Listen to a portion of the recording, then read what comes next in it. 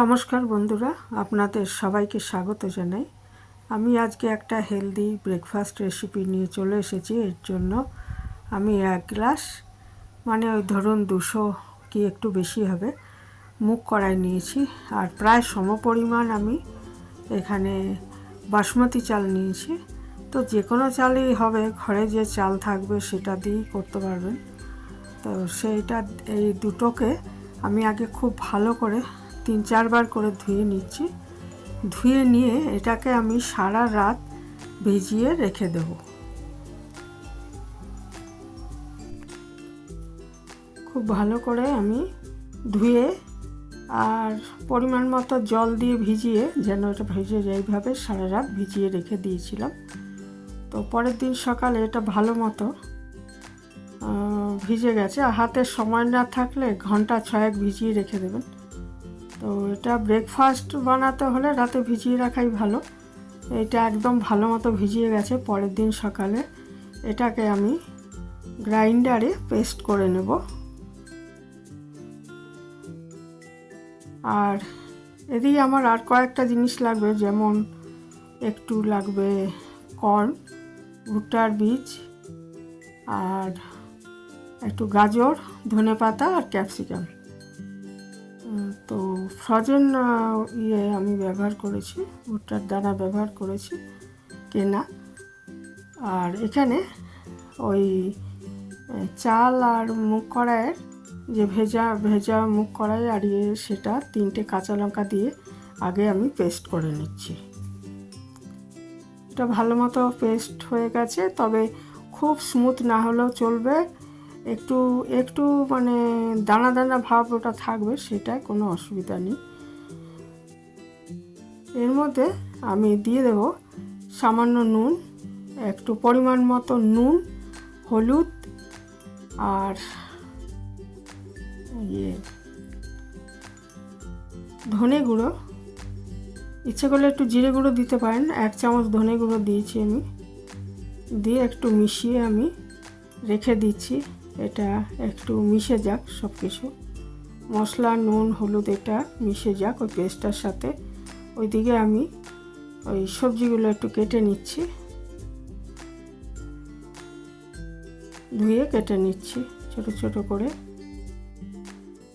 খুব ছোট আজকে করিনি, তার কারণ হচ্ছে যে সুইট কর্নটা রয়েছে ওটা তো গোটাই রাখবো, কাজেই একটু বড় হলে অসুবিধা নেই, কারণ ওটা যতক্ষণে তৈরি হবে ওগুলো সেদ্ধ হয়ে যাবে। সেই খুব ছোট কাটেনি, মোটামুটি কেটে নিয়েছি।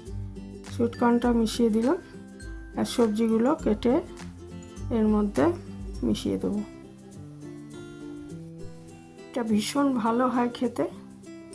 সকালের জলখাবারে এটা বানাতে পারবেন, বাচ্চাদের টিফিন বা অফিস টিফিনও দিতে পারবেন। এই যে গাজর, ক্যাপসিকাম এগুলো কেটে নিয়েছি, দিয়ে দিলাম।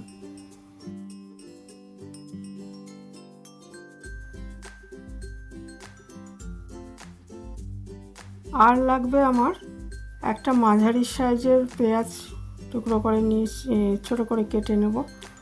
আর 3-4 কোয়া রসুন খুব ছোটো ছোটো করে কেটে নিয়েছি, বা গ্রেট করেও নিতে পারবেন। আর একটু ধনেপাতা লাগবে। এই যে পেঁয়াজ কুচি, রসুন কুচি আর ধনেপাতা টুকরো করে নিয়েছি, সবই ধুয়ে টুকরো করেছি।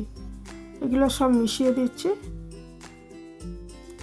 আর এর মধ্যে একটু 1/2 চামচ মতো খাবার সোডা, যেটা আমরা বলি সেটা, বা বেকিং সোডা, সেটা একটু মিশিয়ে দেবেন, তাহলে ভালো হবে জিনিসটা। একটু বেকিং সোডা আমি মিশিয়ে দিলাম 1/2 চামচ মতো।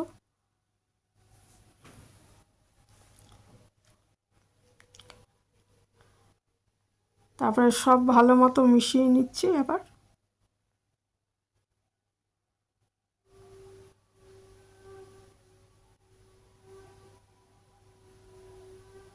এটা ব্রেকফাস্টটা টমেটো সস বা পুদিনার চাটনি বা ধনেপাতার চাটনি এগুলো দিয়ে খাওয়া যাবে, ভালো লাগবে।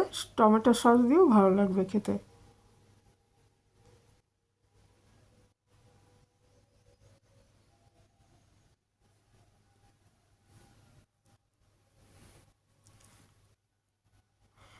তা খুবই ভালো হয়, এবং এটা কিন্তু মানে অনেক প্রোটিন আছে যেহেতু মুগ কড়াই দেওয়া হয়েছে, আর সবজিও রয়েছে, মানে খুবই উপকারী একটা টিফিন রেসিপি। এটা খেতেও খুব ভালো হয়, তা অবশ্যই করে দেখতে পারেন। আর বাচ্চাদের টিফিন, বড়দের অফিস টিফিনেও দিতে পারবেন, ইচ্ছে করলে রাতে ডিনারেও বানিয়ে নেওয়া যায়। একটা কড়াই বসিয়ে দিয়েছি, কড়াই বা তাওয়া বসিয়ে সেটার মধ্যে একটু তেল লাগিয়ে নিতে হবে। সাদা তেল ব্যবহার করেছি এখানে, যে কোনো সাদা তেল একটু লাগিয়ে নিতে হবে। তেলটা গরম হলে এর মধ্যে আমি ছোট হাফ চামচ মতো সর্ষে আর কিছু কারি পাতা আমি এর মধ্যে দিয়ে দিলাম। কারি পাতা আমার ঘরেই রয়েছে, বিরাট গাছ আছে, তো সে অসুবিধা নেই। তো কারি পাতাটা দিলে একটা সুন্দর গন্ধ হবে। এর কারি পাতা কিন্তু বিরাট উপকারী, অ্যানিমিয়া রোগীদের জন্য খুব ভালো, আরও অনেক গুণ আছে, সবার জন্যই ভালো। তো এটা ওই ভালো করে মিশিয়ে ওই ইয়েটা গরম হলে আমি ওখানে মিশিয়ে দিতে হবে, দিয়ে দিতে হবে, একে 2 হাতা করে আমি দিয়ে দিচ্ছি।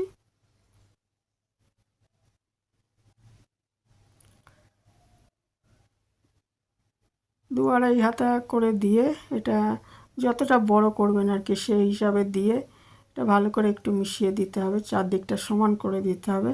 আর তলায় তো সর্ষার কারি পাতা রয়েছে, ওপরটাও কিন্তু সর্ষার কারি পাতা একটু ছড়াতে হবে। তারপরে এটাকে ঢাকা দিয়ে রান্না করে নিতে হবে। 2-3 মিনিট পর খুলে, আর আঁচটা কিন্তু মিডিয়াম রাখবেন, না হলে পুড়ে যাবে।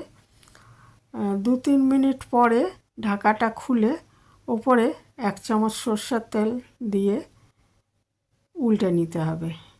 2 পিঠ ভালো মতো ভাজা হয়ে গেলে, আর মিডিয়াম আঁচে করলে ভেতরটা হয়ে যাবে, যেটা মানে ইয়ে রয়েছে, ভুট্টার দানা রয়েছে, সবজিগুলো রয়েছে, ক্যাপসিকাম, গাজর সবই ভালো মতো সেদ্ধ হয়ে যাবে। যদি মিডিয়াম টু লো আছে এটা ভালো করে মানে করে 2 পিঠটা করে নেন, তাহলে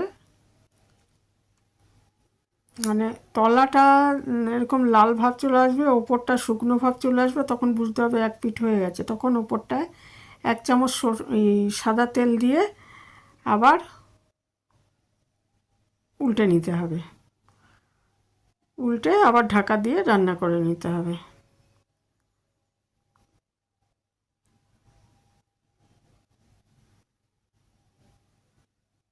আমি দুটো করেছিলাম, একটা তাওয়া আর একটা কড়াইতে। তো তাওয়াটাই সুবিধা হলো, ওই জন্য পরে আমি তাওয়াই করেছি, প্রথমটা একটু অসুবিধা হচ্ছিল কড়াইতে। তো এরকম ঢাকা দিয়ে 2 পিঠ ভালো মতো করে নিতে হবে। তারপর একটা প্লেটে নিয়ে এটাকে টুকরো করে শেপ মতো কেটে নিন, নিয়ে এই টমেটো সস বা পুদিনা চাটনি বা ধনেপাতার চাটনি সহযোগে পরিবেশন করুন, বা বাচ্চাদের টিফিন বক্স বা বড়দের লাঞ্চ বক্স যাই হোক, যাতেই হোক এটা একটু দিয়ে দিতে পারেন। খুবই ভালো হয় খেতে এবং খুব উপকারী। এরকম হবে, ভেতরটা একদম তৈরি হয়ে গেছে। এই ছিল আমার আজকের রেসিপি। ভালো থাকবেন সবাই, আবার একটা নতুন রেসিপি নিয়ে চলে আসবো পরের দিন।